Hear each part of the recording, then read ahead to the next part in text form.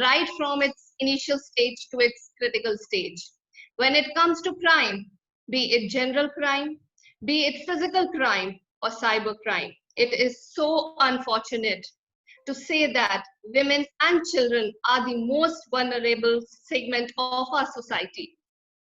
So today we are going to address the same, and our guest speaker is going to deliver her lecture on the various dimensions of such cyber crimes, their preventions, their precautions, and of course, we will come up with the remedies too. With this, I would like to welcome our guest speaker, Ms. Akshata Singh, a graduate from Hidayatullah National Law University in Raipur, Chhattisgarh. During her college, she has participated in several moot court competitions and won accolades. She worked in a corporate law firm in Mumbai for 2 consecutive years and recently finished her clerkship with Senior Judge of Supreme Court of India. She is conducting this lecture series in cybercrime and cyber law as a part of her initiative to increase awareness about cyber law in view of its increased importance during this COVID-19. Dear students, we have received very enthusiastic and positive response and feedback for her previous lecture, where we have learned about the e-filings, about the e-contracts, bitcoins, historical background, or the creation of internet, NCP, Network Control Protocol, WWW, World Wide Web, hypertext documentations, etc., etc., and like all the basic technology. A concept of physical transaction and cyberspace came across. And a very interesting thing which we learned in her previous lecture or from her previous lecture was Sikh Salami attack. And then she added that cyberspace is a no man land in context of jurisdiction. Hope you will walk through with us in this journey, same way, with the same zeal that you have shown before, and learn the very new things which are very, very essential for us. This time, especially on cyberbullying and child pornography. I would also like to mention few very important things. Rather, I would like to announce that students who are going to participate in these lecture series, more than 60%, 60% or more than 60% lectures attended by the students will get a certificate from the institution itself. And students are requested to write their name, institution's name, their department and email address in their chat box. We will also send a quiz which will contain not more than 5 or 6 questions to you after every lecture. With this, without taking much of your time, I would like to invite Ms. Akshita to take up the lecture. Ms. Akshita, please.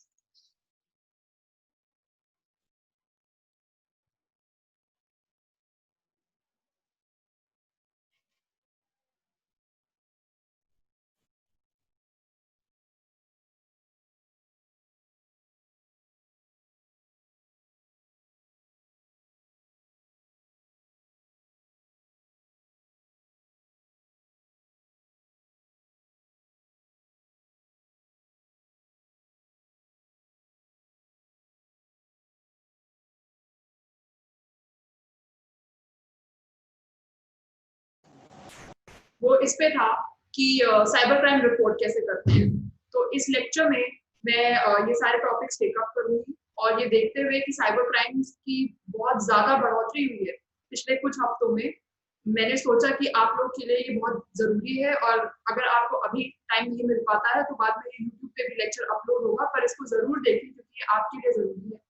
और quiz भी 4-5 questions रहेंगे, बहुत easy questions रहेंगे, आप please उसको भी attempt करिएगा, उससे मुझे मदद मिलेगी ये समझने में कि मैं आपको समझा पा रही हूँ कि नहीं। तो unlike last time I will be giving a presentation और अभी शेयर स्क्रीन जैसे ही पोस्ट मैम मुझे अलाउ करती हैं, मैं पावर पॉइंट प्रेजेंटेशन दूंगी आपको। और मीनवाइल प्लीज अपना नाम, डिटेल्स और जिस इंस्टीट्यूशन के आप हैं वो प्लीज चैट बॉक्स में डाल दीजिए, जिससे कि हम ये रिकॉर्ड रख सकें कि किसने अटेंड किया है. And please, I would request you to spread the word to other institutions and other students as well, because this is just a cyber awareness program, and as many people, जितने ज़्यादा लोग attend करेंगे उतना ज़्यादा better. तो चलिए start करते हैं.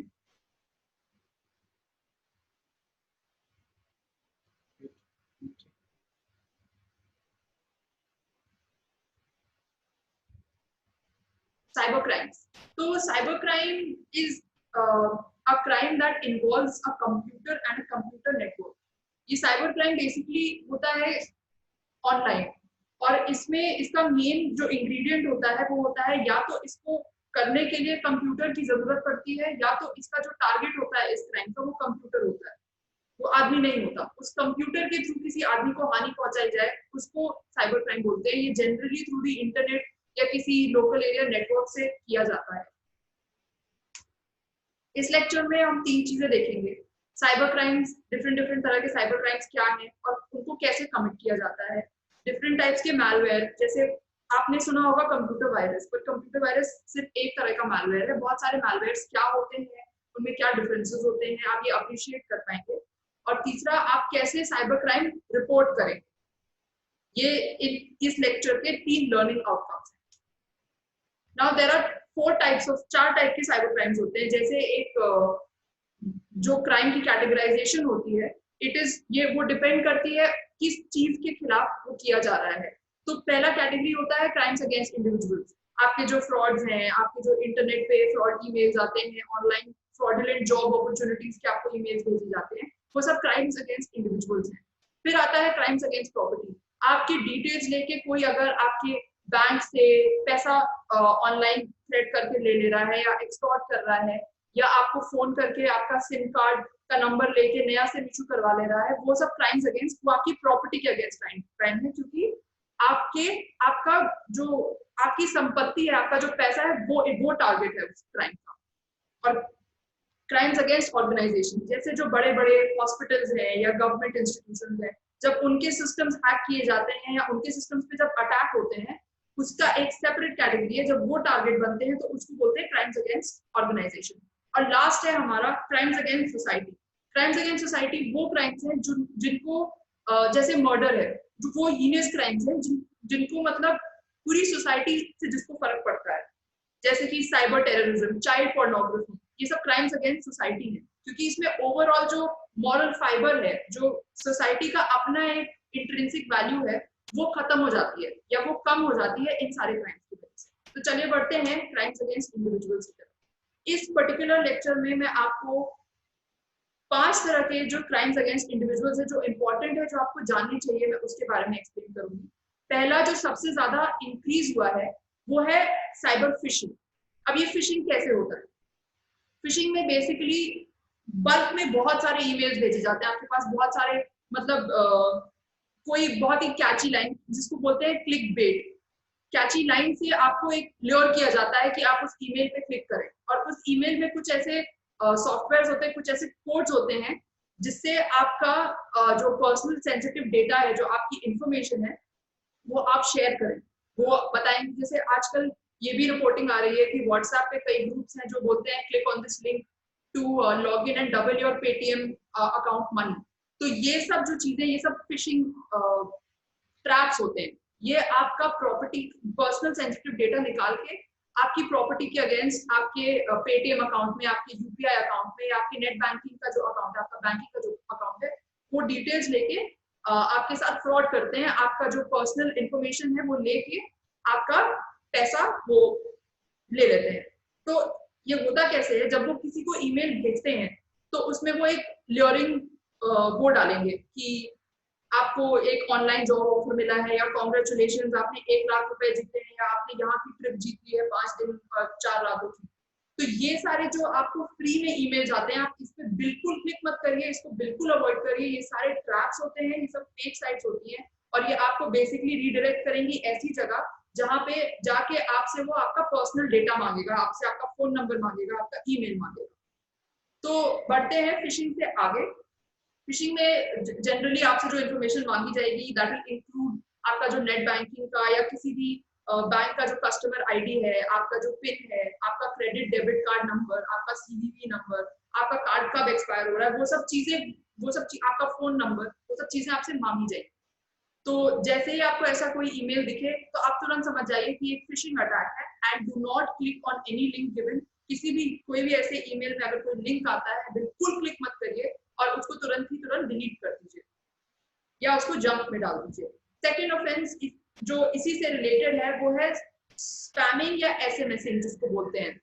तो उसमें क्या होता है कि अनसॉलिसिटेड कमर्शियल मैसेजेस, मतलब कि आपसे बिना मांगे जो एडवाइस होती है वो लोगों को देना, कि बहुत बल्क में वो ईमेल सेंड आउट करते हैं जिसमें एक प्रोडक्ट को बहुत ही ल्यूक्रेटिव, बहुत ही मतलब रुझाने के तरीके से आपको दिखाएंगे और फिर आपसे आपके डिटेल्स मांगे, भी एक तरह का फिशिंग ही होता है।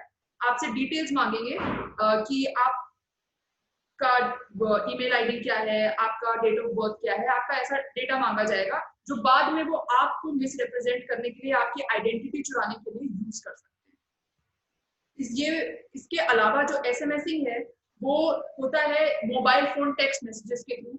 उसमें या फिर आपको फोन कॉल किए जाएंगे और आपको बोला जाएगा कि आप इस पे जाके ये गेमिंग वेबसाइट डाउनलोड करिए या इस ऐप पे जाके ये डाउनलोड करिए और आपको पैसा मिलेगा। आजकल ये सब बहुत होने लगा, आजकल बहुत एड्स आने लगे हैं कि ये वेबसाइट या ये ऐप डाउनलोड करिए, आपको पेटीएम में आपके इतने पैसे मिलेंगे। आप जितने लोगों को बोलते हैं ये डाउनलोड करने के लिए उनके हिसाब से भी आपको 100 रुपीज या 200 रुपीज और मिलेंगे। तो ये सब स्पैम्स होते हैं और इस पे बिल्कुल भरोसा मत करिए। ये सब तरीके होते हैं आप लोग को फंसाने के और आप लोग का डेटा आप लोग से निकालने के। फिर आते हैं साइबर स्टॉकिंग पे। साइबर स्टॉकिंग तो एक बहुत ही कॉमन ऑफेंस है और ये आई थिंक जनरली इसका जो टारगेट होती है फीमेल्स होती हैं।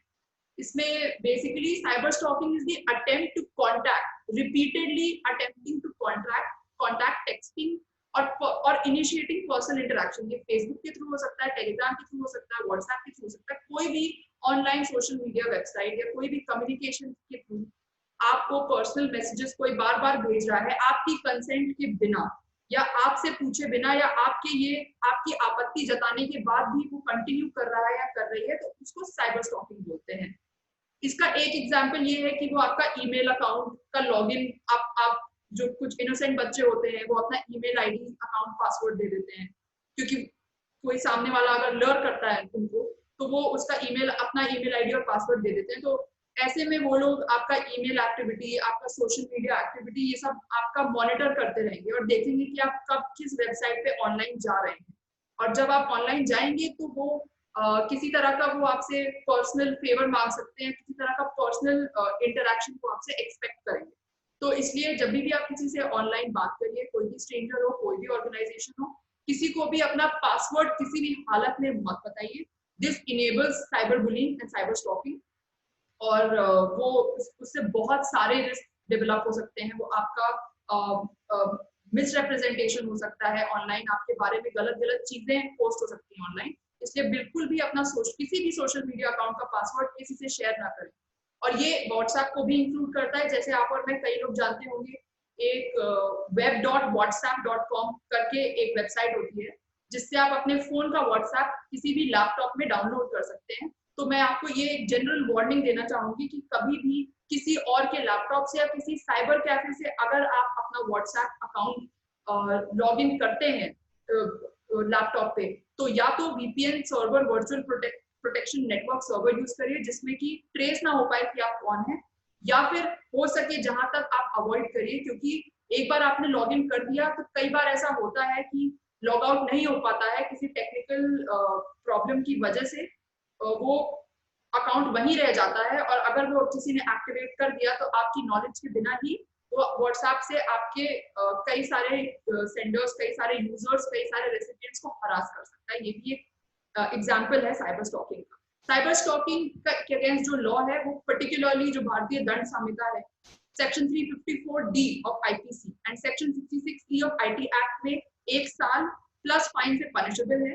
तो अगर आपके साथ कोई साइबर स्टॉकिंग या ऑनलाइन बदतमीजी करता है, आप रिपोर्ट कर सकते हैं, आप उसको ये बता सकते हैं कि अगर आपने ये कंटिन्यू किया तो आपको 1 साल की सजा भी हो सकती है, इसलिए ऐसा ना करें। इसके बाद आते हैं आइडेंटिटी थेफ्ट और स्पूफिंग पे।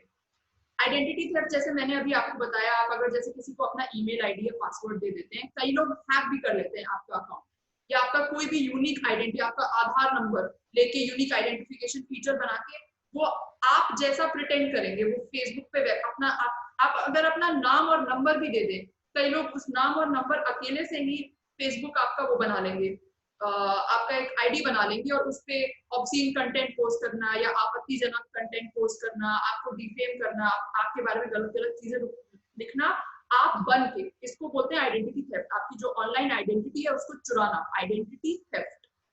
तो इसलिए अपना नाम और नंबर और ईमेल भी शेयर करते वक्त बहुत केयरफुल रहिए। किसी भी ऑनलाइन स्ट्रेंजर के साथ बिल्कुल भी शेयर मत करिए जब तक आप जान ना जाएं कि क्या पर्पस है उसका, और जो पर्पस है वो जेन्युइन है कि नहीं। कई सारे लोग ऑनलाइन जॉब अपॉर्चुनिटीज के नाम पे भी आजकल ये सब करने लगे हैं। तो प्लीज जब आपके पास कोई ऐसा फालतू का ईमेल आए कि ये एक बहुत बड़ी जॉब अपॉर्चुनिटी है, आप घर में बैठे बैठे 4 लाख रुपए कमा सकते हैं, तो उन सब चीजों पर प्लीज विश्वास मत करिए, और विश्वास करके कतई अपना नाम और नंबर मत शेयर करिए, उससे बहुत बड़ी बड़ी प्रॉब्लम खड़ी हो सकती है। अब आते हैं साइबर डेफेमेशन और साइबर बुलिंग पे। साइबर बुलिंग का मतलब होता है anything, any bullying which is inflicted through computer, mobile phone, laptop, which is online. Bullying में क्या क्या हो सकता है? बुलिंग में हेट मैसेजेस हो सकते हैं, बुलिंग में आपको गुमराह करना, आपके बारे में अफवाहें फैलाना, या आपके बारे में आपको गंदे गंदे या आपत्तिजनक मैसेजेस भेजना, वो सब बुलिंग का पार्ट होता है। एक आजकल जो नया ऑफेंस आने लगा है वो एक उसको बोलते हैं सेक्सटॉर्शन। जैसे एक्सटॉर्शन होता है ब्लैकमेल करके आपसे इंफॉर्मेशन निकालना या आपसे पैसे निकालना, किडनैपिंग एक एक्सटॉर्शन का एक तरीका ही है। तो सेक्सटॉर्शन में क्या होता है कि वीडियो कैम से या आपको ल्योर करके या आपको रुझा के आपकी कोई आपत्तिजनक फोटो लेके वो फिर आपको थ्रेटन करेंगे। वो थ्रेटन करेंगे कि वो आपके चाहने वालों या आपके क्लोज के लोगों को या किसी सोशल मीडिया वेबसाइट पे वो पब्लिश कर देंगे। अगर आपने वो जो कह रहे हैं वो नहीं किया, अब वो पैसा भी मांग सकते हैं या आपसे कोई सेक्सुअल फेवर भी मांग सकते हैं। तो जैसे ही ऐसा कुछ हो, आप तुरंत ऐसे जो चैट बॉक्स है इसको डिलीट मत करिए डर के मारे, इसको तुरंत रिकॉर्ड करिए, इसका स्नैपशॉट लीजिए, क्योंकि ये सारे रिपोर्टेबल क्राइम्स हैं। इसको तुरंत मैं अभी आपको बताऊंगी रिपोर्टिंग कैसे करते हैं साइबर क्राइम की, पर ऐसे चैट्स को डिलीट मत करिए इनको डाउनलोड करने से या उनको सेव करने से पहले, क्योंकि ये बाद में जाके आज एविडेंस प्रूव होते हैं। कई लोग शर्म के मारे या डर के मारे उसको तुरंत डिलीट कर देते हैं, पर ऐसा मत करिए, वरना अगर आप उनको रिपोर्ट करेंगे तो फिर वो आपके पास कोई एविडेंस नहीं रहेगा। इसलिए बहुत जरूरी है कि आप ये सब सेव करिए और ऐसे प्लेटफॉर्म्स पे ना जाएं जहां पे सामने वाला कुछ भी आपको ब्लैकमेल करके मैसेजेस करके सामने वाला आपके मैसेजेस डिलीट कर सकता है। ऐसे में बहुत सारे प्लेटफॉर्म्स होते हैं, जैसे टेलीग्राम है। टेलीग्राम पे मैं सजेस्ट करूंगी किसी स्ट्रेंजर से बात ना ही करे तो अच्छा है। वैसे तो टेलीग्राम अच्छा ऐप है, लेकिन अगर आप नोटिस करें तो टेलीग्राम में सामने वाला भी जो अपने भेजे हुए मैसेजेस है वो डिलीट कर सकता है तुरंत आपके सेव किए बिना। ऐसे में जैसे ही अगर आप बात भी कर रहे हैं टेलीग्राम या व्हाट्सएप पे, आप तुरंत स्नैपशॉट ले लीजिए उस चैट का। हर मोबाइल में स्नैपशॉट का शॉर्टकट होता है, आप पावर बटन और वॉल्यूम का जो लोअर बटन है वो दबाइए और तुरंत स्नैपशॉट ले लीजिए, क्योंकि बाद में पुलिस के सामने आपको एविडेंस प्रूव करने के लिए वो आपत्तिजनक इमेजेस या मैसेजेस देने पड़ेंगे, जिससे कि वो उसको वेरीफाई कर सके पुलिस। एक और जो ऑफेंस है जो बहुत कॉमन है फीमेल्स के साथ, वो है सेक्सटिंग। आप प्लीज फेसबुक पे कई बार आप अपने अदर्स इनबॉक्स में जाइए तो बहुत ऑब्सीन मैसेजेस या बहुत ही ऑफेंसिव मैसेजेस होते हैं, तो इसको ऑफेंस ऑफ सेक्सटिंग बोलते हैं। It's a part of cyber bullying and it's a reportable crime. अगर आपके साथ कोई ऐसा कर रहा है तो पहले तो अपनी आपत्ति जताइए। फेसबुक में हमेशा रिपोर्ट, व्हाट्सएप में रिपोर्ट और ब्लॉक का ऑप्शन होता है, उसको तुरंत ब्लॉक करिए। उसका सबसे अच्छा तरीका यही है कि आप उस आदमी को ब्लॉक कर दें। और अगर ये परसिस्ट करता है, if it turns into cyber stalking, तो इसको डेफिनेटली रिपोर्ट करें ऑनलाइन। अब नेक्स्ट है क्राइम अगेंस्ट प्रॉपर्टी। इसमें मैं तीन मेन, ऐसे तो प्रॉपर्टी के अगेंस्ट बहुत सारे क्राइम्स हैं जो ऑनलाइन होते हैं, पर मैं तीन मेन जो आजकल बहुत ज्यादा कॉमन है मैं उनकी बात करूंगी। पहला है आपका debit card credit card fraud. मैंने आपको एक्सप्लेन किया कि फिशिंग कैसे होती है। लोग आपको मैसेजेस या ईमेल सेंड करके आपसे आपका डेबिट कार्ड नंबर या क्रेडिट कार्ड नंबर या सीवीवी नंबर लेते हैं। तो जब ये नंबर वो लोग ले लेते हैं तो उसको फिर वो एक कंपाइल करते हैं एक डेटाबेस में, और फिर धीरे धीरे करके वो सारे यूजर्स के अकाउंट से फाइनेंशियल ट्रांजैक्शंस करते हैं, अपने लिए चीजें खरीदते हैं, और आपको तब तक पता नहीं लगेगा कि ऐसा हो रहा है जब तक आपके अकाउंट से पैसा कट नहीं जाता। ऐसी कई सारी वेबसाइट्स भी होती है जो आपसे आपका अकाउंट नंबर ले लेंगी और बोलेंगी कि अगर आप हमको अपना अकाउंट नंबर देते हैं तो हम सिर्फ 5 रुपए काटेंगे या 2 रुपए काटेंगे। वो सच बोल रही होती है, वो उस टाइम पे सिर्फ 2 या 3 रुपए ही काटेंगी, लेकिन आप 1 महीने बाद या 4 महीने बाद देखेंगे ऑल ऑफ अ सडन आपके अकाउंट से 10,000 20,000 रुपए जा चुके होते हैं। तो ये this is all part of these schemes which are directed for debit card credit card fraud, which is basically आपका डेबिट कार्ड इंफॉर्मेशन ऑब्टेन करके फ्रॉडुलेंटली उससे फंड्स विड्रॉ करना। इसलिए अपना डेबिट कार्ड और क्रेडिट कार्ड की जो डिटेल्स है वो बिल्कुल भी शेयर मत करिए। कई लोग ये बिलीव करते हैं कि 2 स्टेप वेरिफिकेशन प्रोसेस जो होता है वो इनेबल्ड है, कि ओटीपी के बिना आपका पैसा नहीं काटा जा सकता। ऐसा हमेशा संभव नहीं होता है। कई बार अगर आप अपना सीवीवी नंबर दे देंगे तो कई सारी इंटरनेशनल वेबसाइट्स हैं, जैसे नेटफ्लिक्स है, नेटफ्लिक्स आपका हर बार आपसे ओटीपी नहीं मांगता है। जब वो आपका पैसा काटता है वो सीधा काट लेता है। तो इसलिए इस उसमें मत रहिएगा कि आपसे हर बार ओटीपी मांगा जाएगा जब आपका पैसा कटेगा। इसलिए अपना डेबिट कार्ड और क्रेडिट कार्ड इंफॉर्मेशन जो है वो उसको बिल्कुल कॉन्फिडेंशियल रखिए, and only authorised merchant users जो है, जो ऑथराइज्ड है जैसे अमेजोन नोन जो है, सिर्फ वहीं पे अपनी वेबसाइट, अपनी पर्सनल डेटा, अपना क्रेडिट कार्ड इंफॉर्मेशन शेयर करें। हर किसी के साथ शेयर ना करें। दूसरा जो आजकल एक बहुत कॉमन, अभी पुणे में एक बहुत बड़ा मैक्सिमम स्वैप रैकेट पकड़ा गया है। इसमें ऐसा होता है, इसका मॉडल मैं आपको मोड बताती हूँ कैसे कंडक्ट होता है। आपको एक, जैसे आप कोई एयरटेल के कस्टमर है, मुझे भी अभी कुछ दिन पहले फोन आया था। आपको फोन पे बोला जाएगा कि सर या मैम मैं एयरटेल से, या वो उनके पास ऑलरेडी आपने कहीं नंबर पहले शेयर किया होता है किसी वेबसाइट से, और इसलिए उनको ऑलरेडी पता होता है कि आपका जो नंबर है वो कौन से सर्विस प्रोवाइडर का है, एयरटेल का है, जियो का है। फिर वो जियो के और एयरटेल के कस्टमर केयर बन के बात करते हैं। वो बोलते हैं कि मैं या फला फला मोबाइल कंपनी से बोल रहा हूँ या एयरटेल से बोल रहा हूँ, और मुझे यहाँ दिख रहा है कि आपका सिम कार्ड ब्लॉक हो गया है, इसलिए आप जो अपना सिम निकालिए और मुझे अपना सिम कार्ड नंबर दे दीजिए। अब वो करते क्या है कि आपका सिम कार्ड नंबर एक बार आपने उन्हें दे दिया डर के मारे कि हाँ मेरा चल रहा होगा आपका सिम, लेकिन वो आपको मिसलीड करेंगे कि आपका सिम कार्ड ब्लॉक हो गया है, या आपका ओटीपी नहीं आ रहा है, या यहाँ पे दिखा रहा है कि आपका फोन डिसेबल हो गया है। 10 दिन के अंदर अंदर अगर आपने सिम कार्ड नंबर नहीं दिया तो 10 दिन के अंदर अंदर डिसेबल हो जाएगा। ऐसा हो तो इतना समझ लीजिए कि ऐसा कुछ नहीं होता है। ऐसे लोगों को तुरंत रिपोर्ट करना चाहिए और ऐसे फोन कॉल्स को तुरंत ब्लॉक करिए, क्योंकि वो करते क्या है, वो आपका सिम कार्ड नंबर ले लेंगे, फिर सिम कार्ड नंबर के नाम से आपके नाम पे एफआईआर दर्ज करा के वो नया सिम कार्ड इशू करवा लेते हैं। फेक एफआईआर दर्ज करा के वो नया सिम कार्ड इशू करवा लेते हैं, और उस नए सिम कार्ड से आपका जो वन टाइम पासवर्ड होता है ओटीपी, कई सारे बैंक्स ओटीपी जो 2 स्टेप वेरिफिकेशन प्रोसेस होता है उसमें ओटीपी बहुत एसेंशियल पार्ट होता है। तो वो ओटीपी के थ्रू आपका बहुत सारा पैसा या आपकी बहुत सारी इंफॉर्मेशन ऑनलाइन वो ऑब्टेन कर सकते हैं, क्योंकि उनके पास नया सिम कार्ड होता है। तो जैसे कई बार आपने नोटिस किया होगा कई सारे अकाउंट्स में फॉरगॉट पासवर्ड जो ऑप्शन होता है, तो अगर वो जाके ऑनलाइन लॉगिन आपके अमेजोन अकाउंट पे या आपके नेटफ्लिक्स अकाउंट पे वो फॉरगॉट पासवर्ड कर देंगे, उसका ओटीपी वेरिफिकेशन आएगा उनके नंबर के पास, तो बेसिकली उनके पास आपका सारा डेटा पहुंच जाएगा, सारा वन टाइम पासवर्ड उनके पास रीडायरेक्ट हो जाएगा, अगर आपने ऐसे लोगों को बिलीव करके उनसे सिम कार्ड नंबर शेयर कर दिया। इसलिए ये बहुत जरूरी है कि आप ऐसे नंबर्स को ब्लॉक करें, और बिल्कुल बिलीव मत करें अगर कोई आपको आउट ऑफ नोवेयर फोन कर रहा है एयरटेल बन के, क्योंकि एयरटेल एक तो ट्रू कॉलर पे आ जाता है, और एयरटेल रेयरली पर्सनल नंबर से फोन करता है। It will never be starting from 8 और 98 और 70 और 60। It will always be a PNT number starting with 11 और अगर ऐसा नहीं होता है तो इन मोस्ट केसेस अवॉइड करिए। अगर कोई पर्सनल नंबर से सर्विस प्रोवाइडर बनके फोन करता है तो उनको बिल्कुल अवॉइड कर दीजिए, फोन काट दीजिए। अगर आपको कोई दिक्कत होती है तो आप कस्टमर केयर को सेपरेटली फोन करिए, पर ऐसे फोन ऐसे कॉल्स को बिल्कुल ही ब्लॉक कर दीजिए, बिल्कुल उन पर बिलीव मत करिए। अब लास्ट है जो क्राइम्स अगेंस्ट प्रॉपर्टी है, वो है विशिंग। वो ये बेसिकली होता है फोन कॉल करके, मैडम एक नई स्कीम निकली है, नई job employment scheme, it's basically like cyber phishing, पर ये फोन के थ्रू किया जाता है। वो आपको कोई नए स्कीम में आपको अगर अपना पैसा 4 महीने में दुगना करना है या तिगुना करना है, तो आप मुझे अपना कस्टमर आईडी बताइए, मुझे कार्ड डेट बता दीजिए, आप बस मुझे इतनी डिटेल शेयर कर दीजिए, 4 महीने में अपने आप आपका जो पैसा है वो डबल हो जाएगा। कई लोग आजकल ये सब पेटीएम के लिए भी करने लगे हैं।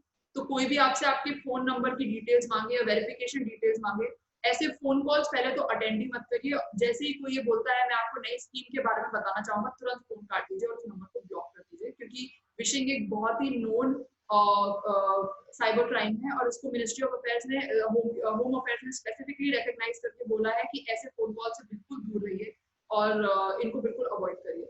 अब आते हैं क्राइम्स अगेंस्ट ऑर्गेनाइजेशंस पे। तो जैसा कि मैंने कहा कि जो बड़े बड़े ऑर्गेनाइजेशन है जैसे गूगल है, अमेजोन है, या जो कोविड के टाइम पे, लॉकडाउन के टाइम पे आजकल बहुत ज्यादा रिपोर्टिंग होने लगी है कि जैसे वर्ल्ड हेल्थ ऑर्गेनाइजेशन है, उस पर बहुत साइबर अटैक्स हो रहे हैं। कई सारे, एक बार 2016 या 17 में एक बहुत बड़ा अटैक इंडिया की मेडिकल इंफ्रास्ट्रक्चर पे हुआ था, जहाँ पे इंडिया में कुछ हॉस्पिटल्स को टारगेट करके उन पे वायरस छोड़ दिए गए थे, उनको डिसेबल कर दिया गया था। तो ये सारे क्राइम्स अगेंस्ट ऑर्गेनाइजेशन होते हैं जहाँ पे टारगेट जो रिसीविंग एंड पे एक पर्टिकुलर ऑर्गेनाइजेशन या एक पर्टिकुलर सेक्टर होता है। तो क्राइम्स अगेंस्ट ऑर्गेनाइजेशन जो होते हैं उनका एक पैटर्न होता है। इसमें स्पेसिफिक क्राइम नहीं होते, ये कुछ प्रोग्राम्स होते हैं या कुछ अटैक्स होते हैं जो कहीं भी कभी भी किसी के ऊपर हो सकते हैं। अगर उसके पास एक बड़ा नेटवर्क है, बहुत सारे एम्प्लॉयज हैं, तो ऐसे ऑर्गेनाइजेशन के अगेंस्ट ऐसा क्राइम, कोई भी क्राइम हो सकता है। सबसे पहला जो कॉमन क्राइम है against organization, that's hacking, password sniffing. जैसा कि कई लोग जो आपके बिजनेस स्टूडेंट्स हैं वो जानते होंगे कि जो बड़े ऑर्गेनाइजेशन है वो आपको हमेशा आपका आईडी, ईमेल आईडी और पासवर्ड देते हैं। तो ये जो ऑर्गेनाइजेशन होते हैं इसमें अनऑथराइज्ड एक्सेस आने के लिए वो पासवर्ड स्निपिंग करते हैं। वो ऐसे प्रोग्राम्स डाल देते हैं आपके कंप्यूटर में या डाउनलोडेबल कंटेंट से ऐसे प्रोग्राम्स डाल देते हैं जो आपका पासवर्ड स्निप कर लेते हैं। वो थोड़ा मोड़ा बता देंगे जो सेंडर है उसको कि ओवरऑल इनका पासवर्ड कितने वर्ड्स का है, इसमें कौन कौन से कैरेक्टर्स कैपिटलाइज हैं, और उसके थ्रू वो आपका पासवर्ड पता करके हैक कर सकते हैं। इसको बोलते हैं अनऑथराइज्ड एक्सेस। अब नेक्स्ट है web jacking. Web jacking is also a crime, is also basically intellectual property जिसे बोलते हैं, intellectual property theft। सिंपल सा इसका फंडा ये होता है कि कोई भी वेबसाइट जो होती है, मैंने आप में से जिन्होंने मेरा लास्ट लेक्चर सुना होगा उन्हें पता होगा कि जो वेबसाइट होती है वो भी एक सर्वर पे होस्ट होती है। वो दुनिया का कोई एक सर्वर होता है जहाँ पे वो वेबसाइट होस्ट हो रही होती है। तो यहाँ पे ये हैकर्स करते क्या है कि उस सर्वर को अटैक करके उस वेबसाइट का कंट्रोल ले लेते हैं। तो जो वेबसाइट का एक्चुअल ओनर होता है, जो सच में वेबसाइट चला रहा होता है, उसके पास से कंट्रोल हट जाता है और फिर वो उस पे फ्रॉड रिलेटेड मैसेजेस या ऑब्सीन मैसेजेस या ऑब्सीन कंटेंट पोस्ट कर देते हैं। ये कई बार पैसे के लिए किया जाता है या जो वेबसाइट ऑर्गेनाइजेशन होता है उनको अटैक करने के लिए जाता है। इसका कोई भी मोटिव हो सकता है, पर इसको वेब जैकिंग बोलते हैं। ये हाईजैकिंग से ये शब्द बना है, जैसे प्लेन हाईजैक करके टेररिस्ट गवर्नमेंट से पैसा मांगते हैं, एक्सटॉर्शन करते हैं या लोगों को मारते हैं। जैसे वर्ल्ड ट्रेड सेंटर में उन्होंने प्लेन हाईजैक करके वर्ल्ड ट्रेड सेंटर गिरा दिया, वैसे ही वेब जैकिंग होती है कि वेबसाइट को हाईजैक कर लेना, that's called web jacking. Now the next is data डिडलिंग।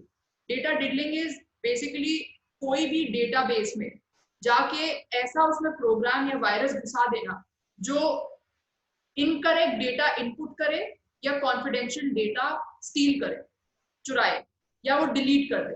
कई सारे सॉफ्टवेयर ऐसे बनाए गए हैं या बनाए जाते हैं जिनकी कोडिंग में ये होता है कि अगर वो किसी कंप्यूटर सिस्टम में घुस गए तो वो एक पर्टिकुलर प्रोग्राम को अटैक करके उसके डेटा को या तो चुराएंगे या उसके डेटा को डिलीट कर देंगे या फिर उसके डेटा को इनकरेक्ट कर देंगे या मॉडिफाई कर देंगे। बहुत रिसेंटली एक जो कॉमनली अनरिपोर्टेड वो डेटा डिडलिंग जो गई थी वो था नेशनल रजिस्टर फॉर सिटीजन जो बना था असम के लिए। पहले वो गवर्नमेंट नेशनल रजिस्टर था, गवर्नमेंट डेटाबेस था, जहाँ पे अटैक करके सारा का सारा जो डेटा था नेशनल रजिस्टर फॉर सिटीजन का वो सारा का सारा असम के लोगों के लिए डिलीट हो गया। तो वो एक तरह का डेटा डिडलिंग ही होता है, एक तरह का साइबर अटैक होता है ये, जिसमें जो आपका कॉन्फिडेंशियल या एसेंशियल डेटा है उसको अटैक करके डिलीट कर देना, जिससे कि सामने वाले के पास कोई फंक्शन करने का बेसिस ना रहे या जो डेटा कलेक्शन है वो सारा का सारा खत्म हो जाए।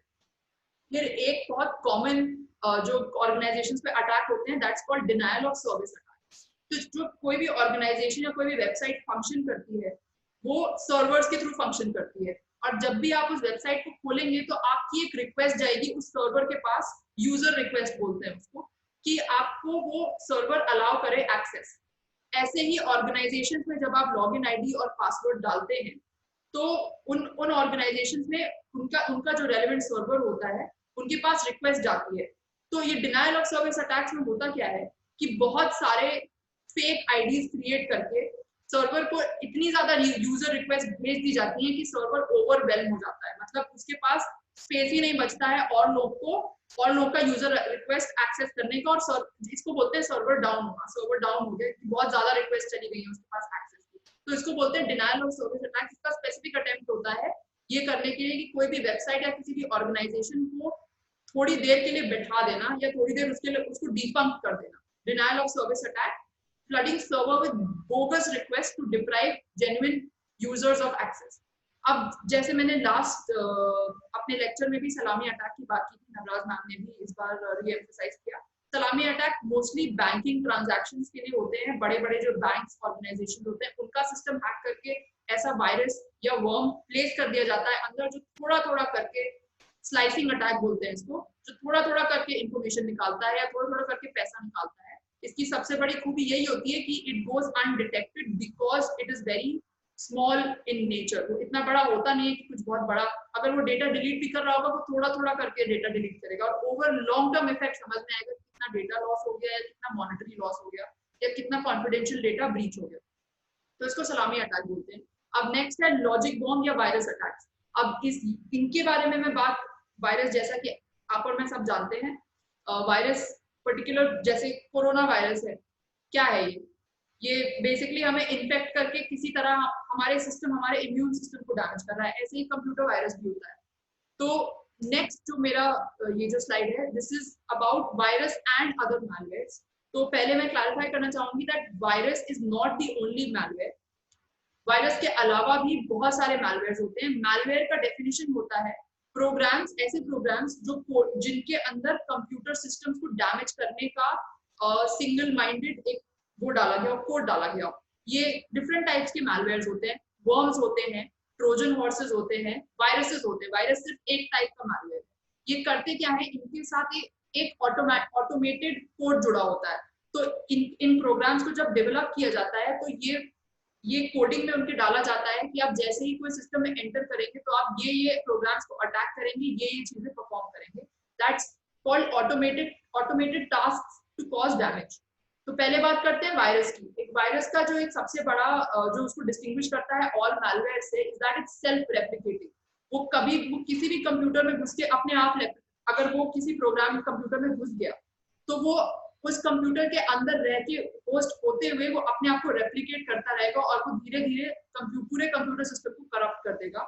या अगर आप ईमेल या अगर उसने किसी फाइल को करप्ट कर दिया और वो करप्टेड फाइल किसी के पास चली गई तो वो कंप्यूटर रिसोर्स या वो कंप्यूटर सिस्टम भी धीरे धीरे करप्ट होता चला जाएगा। ये वायरस की सबसे बड़ी खूबी होती है कि वो अपने आप को रेप्लिकेट कर सकता है। उसको जरूरत नहीं होती है 10 जगह अलग अलग भेजने की। अगर आप एक कंप्यूटर में वायरस भेज दें, वो अगर उसने अगर किसी फाइल को या वीडियो को करप्ट कर दिया और वो करप्ट वीडियो कहीं और चला गया तो वो वीडियो के साथ वो वायरस एंटर कर जाता है दूसरी वेबसाइट्स या दूसरे कंप्यूटर्स पे।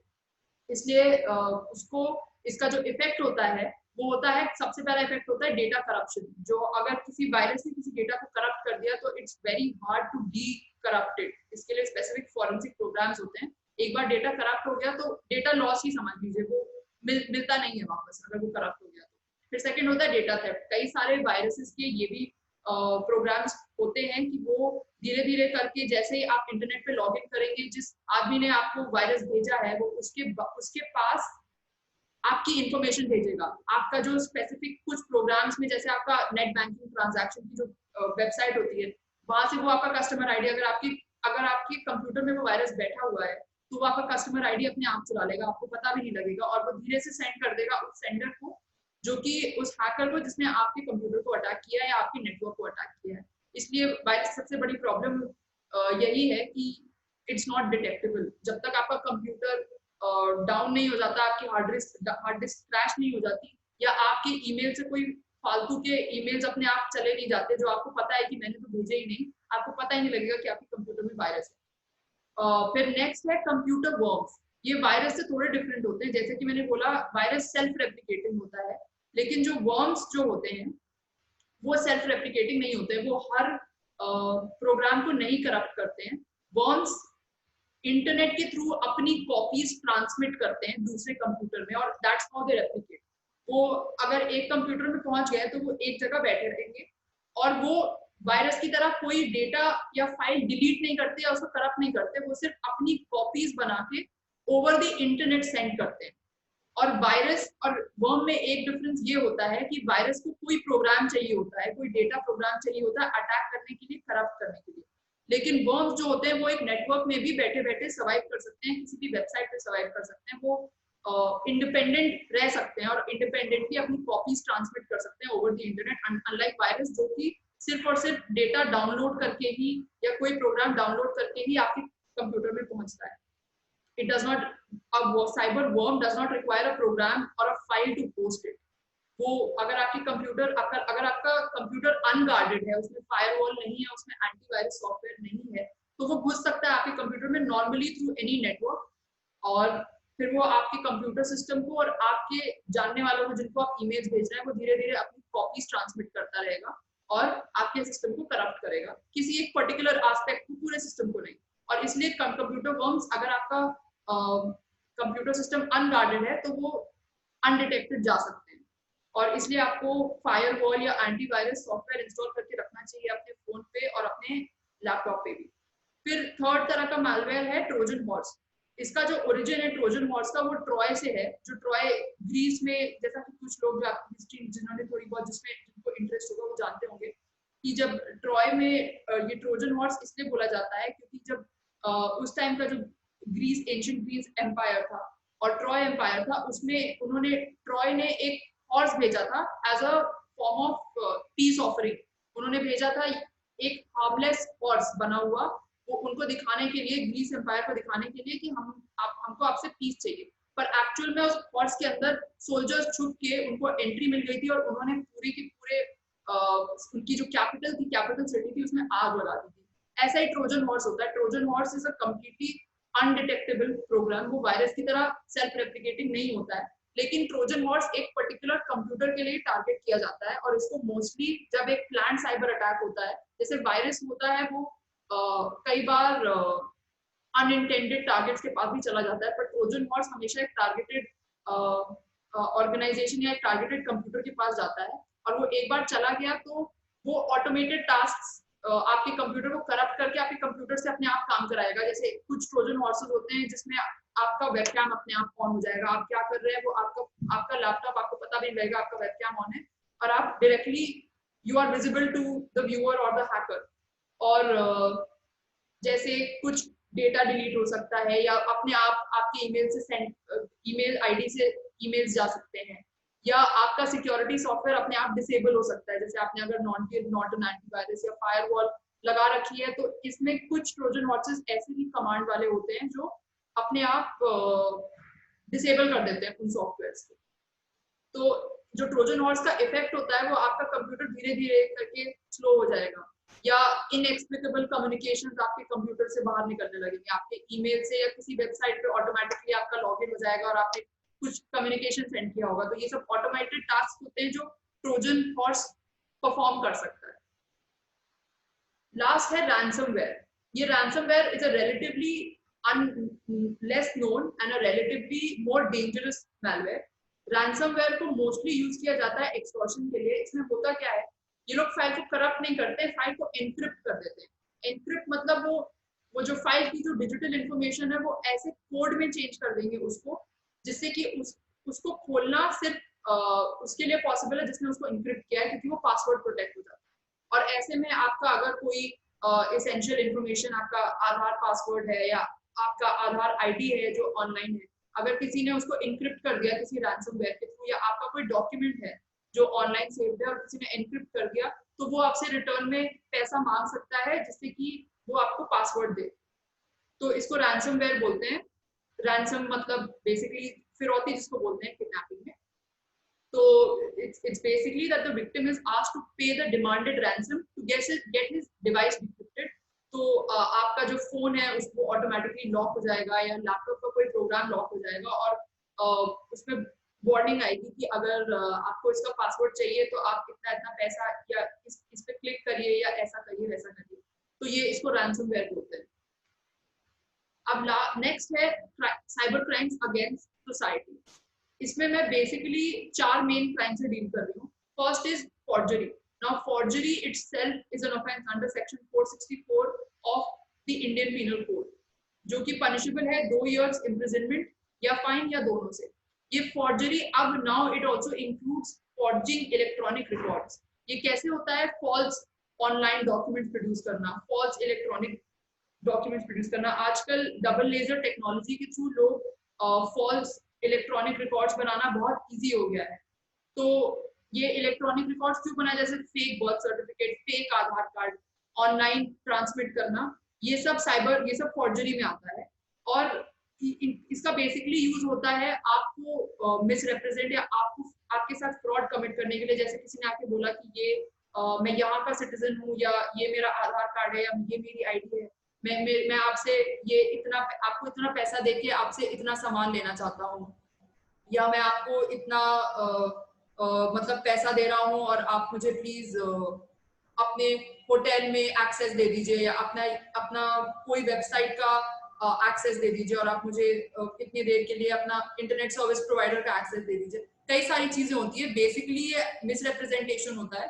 ये इलेक्ट्रॉनिक डॉक्यूमेंट्स फोर्ज करके मिसरिप्रेजेंटेशन किया जाता है। कोई भी इंटेंट हो सकता है, आपको डिफ्रॉड करने का, या किसी ऑर्गेनाइजेशन को डिफ्रॉड करने का, या किसी सेंसिटिव ऑर्गेनाइजेशन में घुसने का। इसके बहुत तरीके, फॉर्जरी के जैसे बहुत सारे पर्पसेस हो सकते हैं, वैसे ही साइबर फॉर्जरी के भी बहुत पर्पसेस होते हैं। But it exists and it basically means false electronic documents or producing false electronic records to cause damage or injury to anybody, any person, जिसको बोलते हैं डिफ्रॉड करना।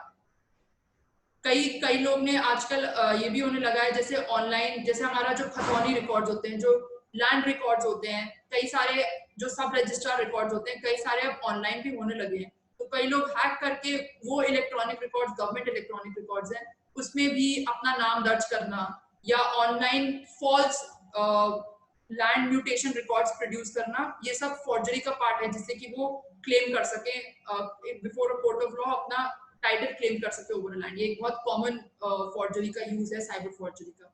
फिर नेक्स्ट है, और ये बहुत इंपॉर्टेंट है, चाइल्ड पोर्नोग्राफी और चाइल्ड सेक्सुअल अब्यूज मटेरियल। इसके बारे में मैं थोड़ा सा आपसे डिटेल में बात इसलिए करना चाहूंगी क्योंकि रिसेंटली एक रिपोर्ट निकली है इंटरपोल की, जिसमें ये एक्सपोज हुआ है कि India is the biggest content demand for child sexual abuse material, या जिसको चाइल्ड पोर्नोग्राफी बोलते हैं। इंडिया में डिमांड सबसे ज्यादा है चाइल्ड पोर्नोग्राफी की। और मैं आपको बता दूं कि आईटी इंफॉर्मेशन टेक्नोलॉजी एक्ट के अंडर सेक्शन 67B में child pornography is punishable with 5 years imprisonment and fine up to 10 lakh rupees. और मैं बताती हूँ कि चाइल्ड पोर्नोग्राफी ऑफेंस क्या होता है। ये मटेरियल प्रोड्यूस करना, इसे देखना, अगर आपने कोई ऐसी वेबसाइट पे लॉगिन किया जिसमें चाइल्ड पोर्नोग्राफी पोस्ट हो रही है, आप तब भी उतने ही कल्प्रिट माने जाएंगे जो कि वो कल्प्रिट है, वो वेबसाइट कल्प्रिट है, ठीक है। या ऐसा कोई मटेरियल प्रोड्यूस करना जो बच्चों को किसी भी तरह के सेक्सुअली एक्सप्लिसिट एक्ट में इंगेज करे, या ऑब्सीन तरीके से दिखाए, या उनको आपत्तिजनक जो उनकी फोटोज हैं वो अगर कहीं ऑनलाइन है, या आप कहीं से ऑनलाइन आपके पास आती हैं, डाउनलोड हो जाती हैं, इसका पोजेशन भी ऑफेंस है। अगर आपके लैपटॉप में ऐसा कुछ सेव है तब भी ये ऑफेंस माना जाता है, और आप आईटी एक्ट के अंदर 5 साल के लिए जेल जा सकते हैं। अब इसके अगेंस्ट क्या क्या करना चाहिए? आजकल व्हाट्सएप पे जैसे आप कई सारे लिंक्स पब्लिश होने लगे हैं। व्हाट्सएप पे कई सारे पब्लिक ग्रुप्स बन गए हैं जिन पे चाइल्ड पोर्नोग्राफी होती है।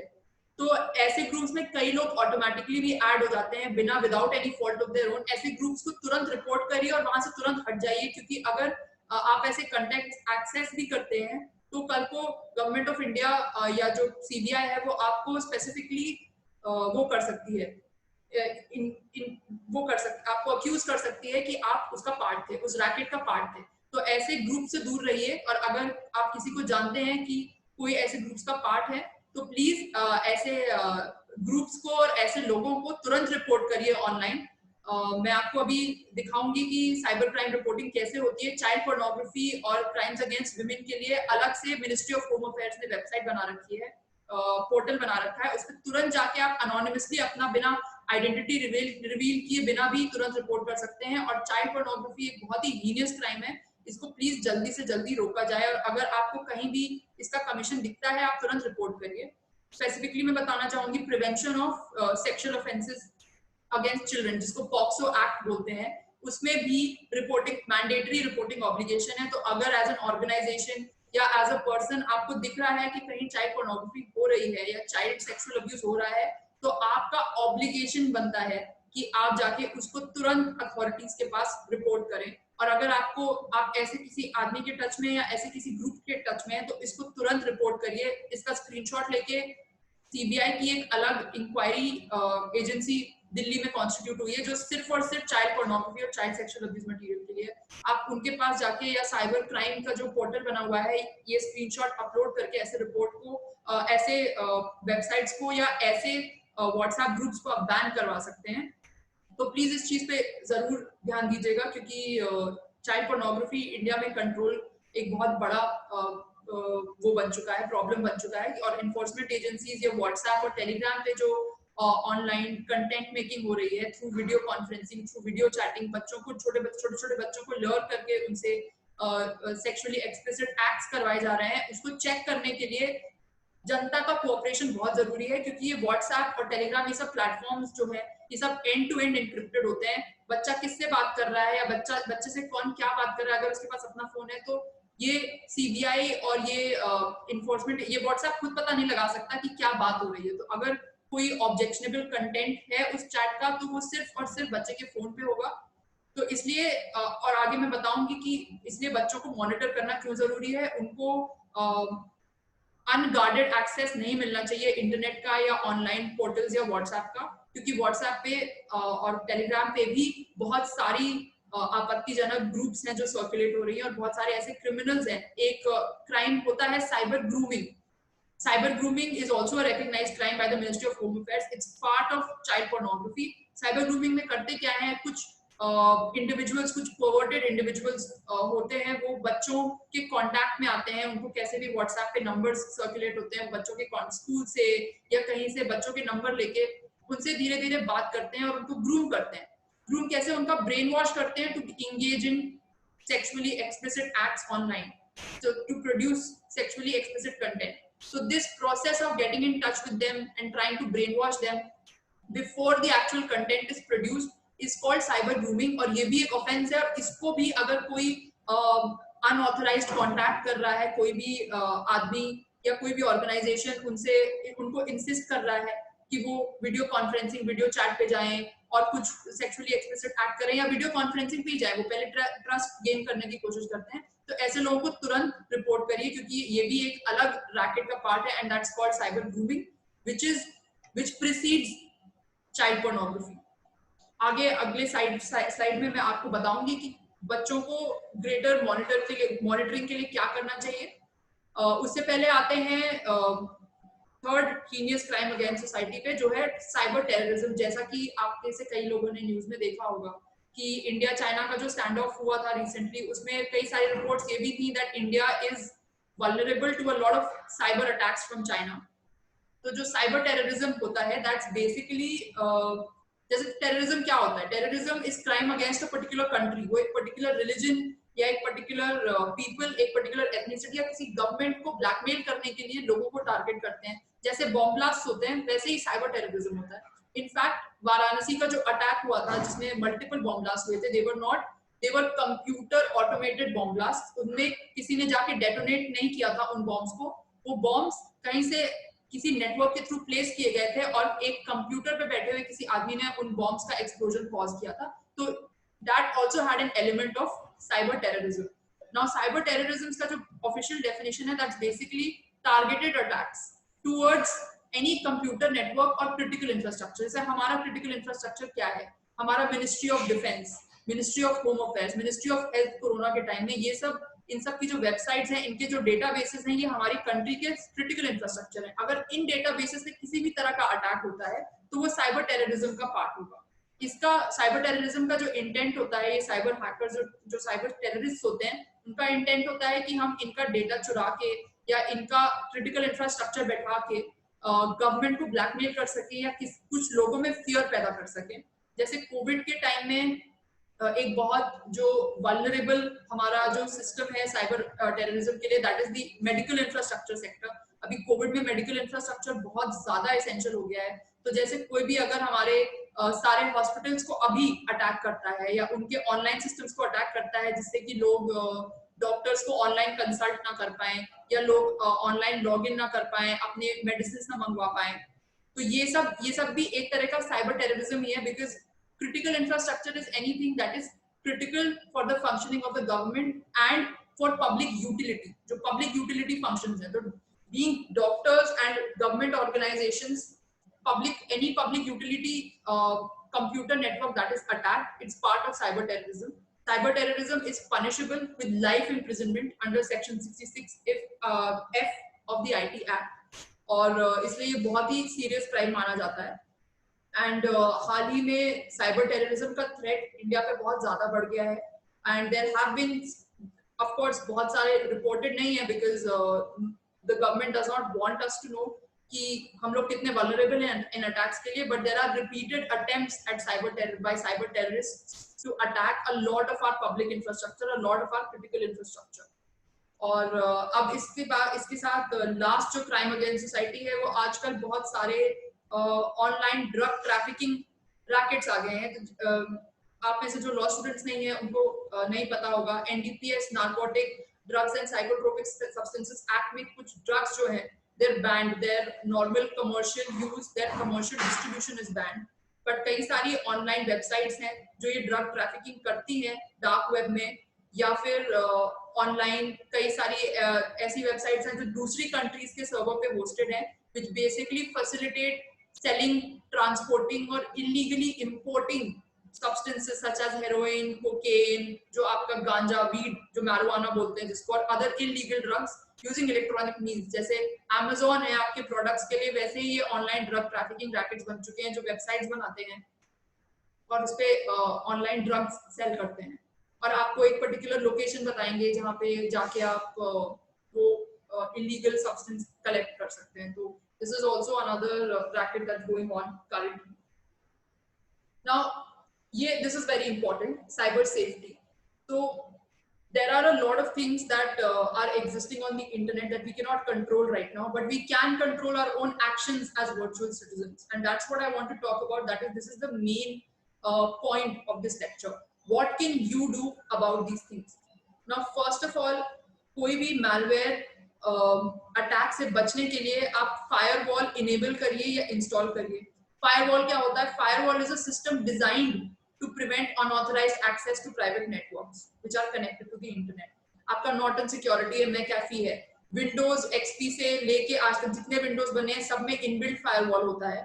उसका थोड़ा सा कोई नॉमिनल सा प्राइस होता है, पे करना पड़ता है, पर ये जो इनबिल्ट फायरवॉल है ये बहुत जरूरी होते हैं, क्योंकि दे आर एबल टू, जो आपके पुराने या ऑलरेडी डिटेक्टेड वायरसेस हैं जो और किसी कंट्री में या यूएस में जिस तरह के अटैक्स हो चुके हैं, उनके अंदर जैसे एक वैक्सीन होती है वैसे उनके अंदर फीड रहता है कि ये वायरसेस हैं, इनको अंदर नहीं आने देना है कंप्यूटर में। तो इसलिए फायरवॉल बहुत जरूरी होता है। जहां तक हो सके अपने मोबाइल्स में और लैपटॉप में इसको प्लीज इंस्टॉल करिए। Now the second thing is virtual private network, जिसको वीपीएन सॉफ्टवेयर बोलते हैं। ये क्या करता है? आपकी आइडेंटिटी हाइड कर देता है व्हाइल एक्सेसिंग द इंटरनेट। तो जैसे कई लोग जब कभी सर्वर डाउन हो जाता है या आप साइबर कैफे में जाके या ऐसी जगह जाके बैठे हुए हैं जहाँ पे पब्लिकली आप एक्सेस कर रहे हैं इंटरनेट, तो मेक श्योर कि आप वीपीएन वर्चुअल प्राइवेट नेटवर्क के थ्रू ही लॉग इन करें। इससे क्या होता है कि जैसे आपने अगर अपना व्हाट्सएप खोला या अगर आपने नेट बैंकिंग ट्रांजैक्शन किया या कोई पास कहीं फेसबुक पे लॉग इन किया, अगर आपने वीपीएन यूज नहीं किया या इनकॉग्निटो, जैसे गूगल क्रोम में इनकॉग्निटो मोड भी होता है, तो उसकी जो हिस्ट्री है वो सेव हो जाती है। आपके बाद जो आदमी आएगा या जो साइबर कैफे का ओनर है, he will be able to open all the links that you had accessed, all the passwords that you had entered. कई साइबर कैफेज में कई साइबर कैफे से पकड़े भी गए हैं जो ऑलरेडी कंप्यूटर्स में ये सॉफ्टवेयर इंस्टॉल करके रखते हैं जो आपका पासवर्ड चुरा ले। पासवर्ड स्निफिंग सॉफ्टवेयर, मैलवेयर्स बोलते हैं उनको। तो ऐसे में मेक श्योर कि आप सबसे पहली बात इनकॉग्निटो जाके विंडोज इनकॉग्निटो मोड ऑन करके आप एक्सेस करिए, जिससे कि आपका सारा का सारा हिस्ट्री ऑटोमेटिकली डिलीट हो जाए। Second, always use a virtual private network when you are in a cyber cafe or when you are accessing, जैसे कई बार अभी तो यहाँ सुल्तानपुर में तो नहीं है, पर बड़े शहरों में जाके मैकडोनल्ड्स में और स्टारबक्स में आपको वाईफाई मिलेगा।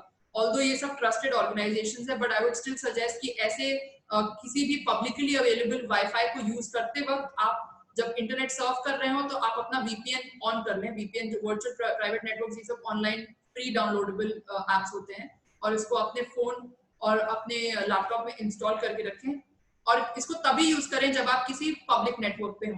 घर के नेटवर्क के लिए इसकी कोई जरूरत नहीं है। नेक्स्ट थिंग इज, जैसे कई बार आप इंटरनेट सर्फ कर रहे होते हैं तो पॉपअप एड्स आते हैं जिसमें कई सारे लुक्रेटिव एडवर्टाइजमेंट्स होते हैं। जैसे मैं एक एग्जांपल देती हूँ कि गूगल पे आएगा साइड में, this woman earn 1 lakh rupees sitting at home. तो ऐसे जो लुक्रेटिव पॉपअप एड्स हैं, इसमें जनरली इनका पर्पस ये होता है, आप जैसे ही उस पर क्लिक करेंगे इनमें कोई मैलवेयर या कोई ऐसा सॉफ्ट मतलब प्रोग्रामिंग रहेगी कि वो ऑटोमेटिकली आपके कंप्यूटर में डाउनलोड हो जाएगी। वो कुछ भी, वो वायरस हो सकता है, वो ट्रोजन हॉर्स हो सकता है, वो कोई भी तरह का मैलवेयर हो सकता है, या वो ऐसी वेबसाइट हो सकती है जो ऑटोमेटिकली आपका डेटा आपके कंप्यूटर से डाउनलोड कर ले। तो इसलिए कोई भी पॉपअप एड अगर आता है आपके पास, उसको तुरंत बंद कर दीजिए, या उस विंडो से हट जाइए या उस वेबसाइट से हट जाइए। और अगर किसी भी वेबसाइट पे पॉपअप एड साइड में दिख रहे हैं तो उस पर कभी क्लिक ना करें, क्योंकि वो सेफ नहीं होते। अब नाउ, क्योंकि मैंने एक्सटेंसिवली चाइल्ड पोर्नोग्राफी के बारे में बात की है, that's why I would like to talk about monitoring internet access by children. अब मैं जानती हूँ हम में से मेरे जो मोस्टली जो व्यूअर्स हैं, most of them are in college, but I want to spread awareness about this. And if you have a child at home, आपके बड़े भाई का या आपका अपना छोटा भाई या अपने आपके बड़े भाई या बहन का बेटा या जो भी, तो I would like to tell you that internet is a very treacherous place for children below the age of 18। इसलिए उनका इंटरनेट सर्फिंग मॉनिटर करना बहुत जरूरी है। सबसे पहली चीज, you need to set a time limit for using the internet for them. उनको अनचेक्ड एक्सेस डेटा इंटरनेट का मत प्रोवाइड करिए। वो आपको ऐसा लगता है कि इंटरनेट के बहुत यूजेस हैं, उनकी पढ़ाई आजकल ऑनलाइन क्लासेस चल रही हैं सारी, but it should always be, the time limit should be there should be a time limit कि मतलब वो रात को एक्सेस नहीं कर रहे हैं, या वो रात को किसी से बात नहीं कर रहे हैं, या 6 बजे के बाद या 8 बजे के बाद they're not allowed। and always try to co-view और co-play with them। जैसे कई सारे आजकल ऑनलाइन गेमिंग या ऑनलाइन सॉफ्टवेयर आ गए हैं, तो उनके साथ उनसे कनेक्ट करने की कोशिश कीजिए, उनके साथ खेलने की कोशिश कीजिए। ये मॉनिटर करिए कि वो किसके साथ खेल रहे हैं या किससे क्या बात कर रहे हैं। बच्चों के लिए ये बहुत जरूरी है, क्योंकि बहुत सारे ऐसे ऑनलाइन वो हैं, एलिमेंट्स हैं जो सिर्फ और सिर्फ बैठ के यही सिर्फ करते हैं कि कौन बच्चे हैं इसमें, किनको में हम टारगेट कर सकते हैं। तो that's why it's very important to monitor who your kids are talking to। and इसको बहुत लोग वायलेशन ऑफ प्राइवेसी मान सकते हैं, but these people are minor। you as their guardian, you have the right to access their phones in order to understand exactly what kind of people they're talking to। फिर जो second चीज है, बच्चों को कभी भी इंटरनेट का access अकेले मत दें। एरियाज डेजिग्नेट कर दें, या जैसे आपका कंप्यूटर है या लैपटॉप है, आप ये रूल डेजिग्नेट कर दीजिए कि आपके लिविंग रूम या आपके गार्डन या ऐसी जगह पे ही बच्चा इंटरनेट एक्सेस कर सकता है जहां से वो लोगों की नजर में रहे, जिससे कि कोई भी untoward activity does not take place. ये सारी की सारी जो गाइडलाइंस हैं, ये मैंने खुद नहीं बनाई है, ये मिनिस्ट्री ऑफ होम अफेयर्स की जो साइबर क्राइम की वेबसाइट है, ये सारी की सारी उस पर पोस्टेड है। And I am just spreading information. These are all guidelines that are issued by the government, so please follow it, because child pornography is becoming a big problem for India। and nobody, because it's online, none of us are safe from it, and all of us need to protect the children। so coming back to the point, designate areas like your room or your drawing room or your sitting area for internet access। उसके अलावा उनके room में उनको personally उनको कभी भी अकेले internet access ना करने दें, चाहे वो व्हाट्सएप हो, चाहे वो अपने टीचर से बात करें। It should always be monitored, because they are not safe on the internet as much as we are. उनको नहीं पता है कि वो जिस स्ट्रेंजर हो सकता है वो उनके पास कोई स्ट्रेंजर आया और उनसे आपका बैंक डिटेल्स या आपका फोन डिटेल्स मांग ले। वो बच्चे हैं, उनको नहीं समझ में आएगा, but then you will also be jeopardized, you will also be under threat. So that's why it's very important to monitor children online and ये अपने बच्चों को सिखाइए, ये सबसे इम्पोर्टेंट है। You teach them to never share their personal details और your details और एनीबडीज डिटेल्स। अगर कोई उनकी फैमिली के बारे में जानना चाहता है, उनके एड्रेस के बारे में जानना चाहता है, आपके कंसेंट उनको बताइए कि वो आपसे पूछे बिना किसी से भी अपना एड्रेस, अपना ईमेल आईडी, अपना फोन नंबर ना शेयर करें। जितनी भी जेन्युइन ऑनलाइन वेबसाइट्स हैं, जीमेल है, कोई भी ऐसी वेबसाइट है जिसका पर्पस इज लीगल, वो कभी भी किसी बच्चे को अनऑथराइज्ड एक्सेस नहीं देगी। एक जीमेल अकाउंट भी एक 16 साल का बच्चा तभी बना सकता है जब उसके पेरेंट्स ने उसको कंसेंट दिया हो। तो कई बच्चे ऐसे होते हैं बहुत, मतलब उनको लगता है वो, मतलब होते हैं ना बच्चे बहुत, they try to circumvent rules, they try to you know get past parents monitoring them, इसलिए वो अपनी गलत एज एंटर कर देते हैं। तो ऐसी इंस्टेंसेस पे चेक रखिए। अगर किसी बच्चे का ईमेल आईडी ऐसा है जो आपको पता है उसका ईमेल आईडी है पर आपसे कंसेंट नहीं मांगा गया और वो बच्चा 16 साल से नीचे का है, तो तुरंत उसको बोलिए कि अपने जो आपका जो वो वाली ईमेल आईडी डिलीट करके अपनी जेन्युइन एज डाले। बच्चों के का ईमेल यूज या Facebook use is not prohibited, but yes जितनी जेन्युइन वेबसाइट्स हैं वो सारे की सारी पेरेंटल कंसेंट मांगती हैं before giving them access. So please make sure that your children, you have parental access, guardian access to all the kids email IDs or their personal accounts on Facebook if they are below 16. Now coming to the last point, last जो मेरा lecture था उसमें किसी ने question raise किया था कि cyber crimes कैसे रिपोर्ट करते हैं। तो साइबर क्राइम की दो इम्पोर्टेंट हेल्पलाइन है। नेशनल हेल्पलाइन है विच इज 155260। आप नेशनल हेल्पलाइन पे जाके, ये सुबह 9 बजे से रात के शाम के 6 बजे तक एक्टिव रहती है और आप इस पे कभी भी जाके कोई भी साइबर क्राइम रिपोर्ट कर सकते हैं। विमेन के लिए स्पेसिफिकली एक हेल्पलाइन नंबर बनाया गया है 181। ये कोई भी फिजिकल या online violence against women report करने के लिए हेल्पलाइन बनी है। तो अगर कोई बहुत ही इमरजेंसी है, कोई भी बहुत ऐसा साइबर क्राइम है जो आपको जल्दी से जल्दी रिपोर्ट करना है, तो आप 181 में भी जाके विमेन क्राइम्स अगेंस्ट विमेन आप वो रिपोर्ट कर सकते हैं। Now the second thing that you can do is you can file an online, जैसे ऑनलाइन FIRs होती हैं वैसे you can file an online complaint at cybercrime.gov.in। मैं अभी लॉग इन करके आपको दिखाऊंगी कि वो कैसे होता है। दो तरीके होते हैं इसको कंप्लेंट फाइल करने के। आप अनोनिमस होके भी अपना आइडेंटिटी बिना डिस्क्लोज किए भी साइबर क्राइम रिपोर्ट कर सकते हैं, या फिर आप अपनी आइडेंटिटी डिस्क्लोज करके उसको रिपोर्ट और ट्रैक कर सकते हैं। But this is only limited to crimes against women and children. कोई जो दूसरे साइबर क्राइम्स होते हैं वो उसमें ऑप्शन नहीं होता है रिपोर्ट और ट्रैक करने का। But now I will enable share, I will share share screen का। चला जाएगा। अच्छा, नाउ आई ये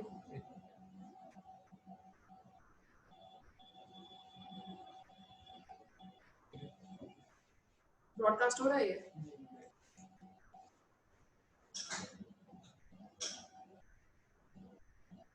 So this is the end of my presentation. Now I'll show you how to report a cybercrime, and just please give me a second.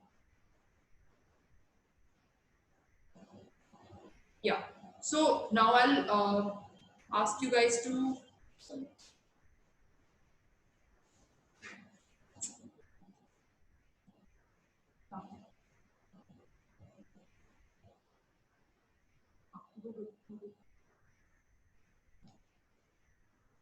So I'll just show you how to report a cybercrime. This is the website cybercrime.gov.in.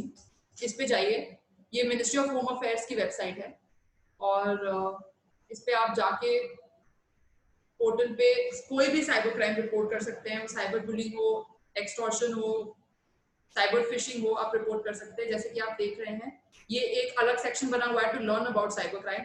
इनके home page पे there is a file a complaint option. You click on this option.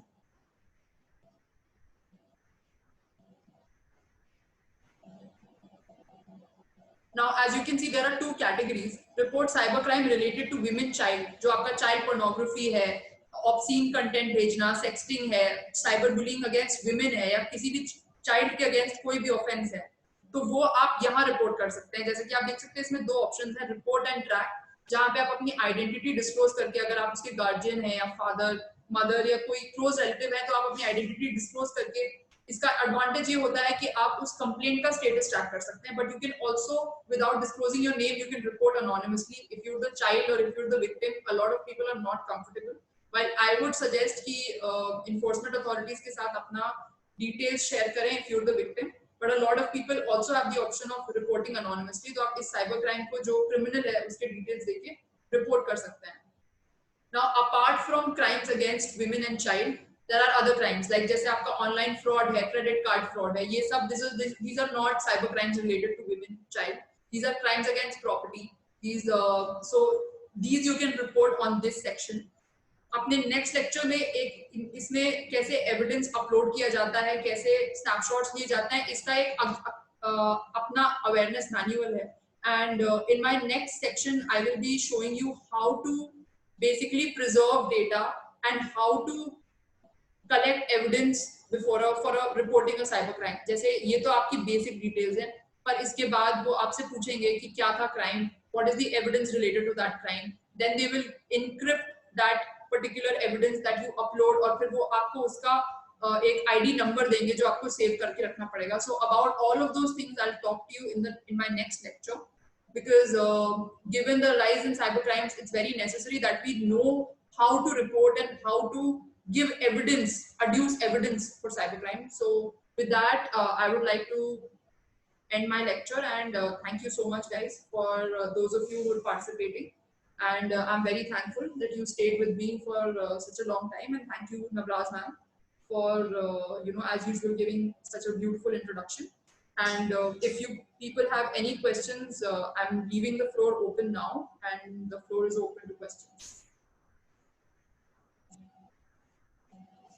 Thank you so much, Akshata. I think we have just two questions. Can you please go through? How to remove Trojan virus from PC? That I think you have already discussed. Yeah, I've already discussed, but to answer the anonymous attendee's question, एक बार Trojan virus आपके जो antivirus आपका होता है, antivirus malware जो software होता है, that is to protect you from Trojan virus. एक बार वो घुस गया आपके सिस्टम में, तो आपको उसको प्रॉपर्ली डिलीट करने के लिए आपको रेलेवेंट प्रोग्राम ट्रैक करना पड़ेगा जहाँ पे वो फंसा हुआ है, और ये जनरली एक सॉफ्टवेयर स्पेशलिस्ट का काम होता है. तो आई वुड सजेस्ट, अगर आपने ट्रेस कर लिया है ट्रोजन वायरस की आपके पीसी में है, और job is half done, please go to a specialist, or go to the जैसे अगर आपके पास विंडोज पीसी है, तो आप रेलेवेंट सर्विस सेंटर पे जाके रिपोर्ट करें कि आपके कंप्यूटर में मैलवेयर है, and they will take the relevant steps to delete it. जो जैसा कि मैंने अपने लेक्चर में बोला, ये जो सॉफ्टवेयर हैं, they're only to protect you. एक बार अगर हो सकता है आपने इनेबल ना किया हो, या वो वायरस इतना इवॉल्व हो कि वो घुस गया हो, और लेकिन अगर आपको ऐसा लगता है कि आपने जो आपका सॉफ्टवेयर है, जैसे नॉर्टन सिक्योरिटी सॉफ्टवेयर है, या जो एंटी मैलवेयर सॉफ्टवेयर है, वो काम नहीं कर रहा है, तो उसको भी सेपरेटली रिपोर्ट करिए that despite this software my computer was attacked and there was a Trojan horse virus. But as of now, the course of action that I would suggest is you go and you please report this to a specialist, because I can tell you about the legal aspects, but as far as deleting and dealing with these viruses are concerned, that's over to engineers and software specialists. So please consult one. Thank you so much, Akshata, for spreading the awareness about the innovative and hidden crimes about cyber laws, and also telling us the preventions along with the remedies. With this, I would also like to thank our principal, Sir Dr. Radhesham Singh, Sir, our HOD of Law, Dr. BP Singh, Sir, Principal of 5-year Law, Dr. Hafiz Khan, and the most genuine thanks to Dr. Abdesh, Sir, for all technical assistance and making this webinar a possible one. Last but not the least, I would like to thank Ms. Akshata for taking her time and working so hard for all of us. This session was so useful for me, and I am sure people like me will be nourished with this knowledge today and forever.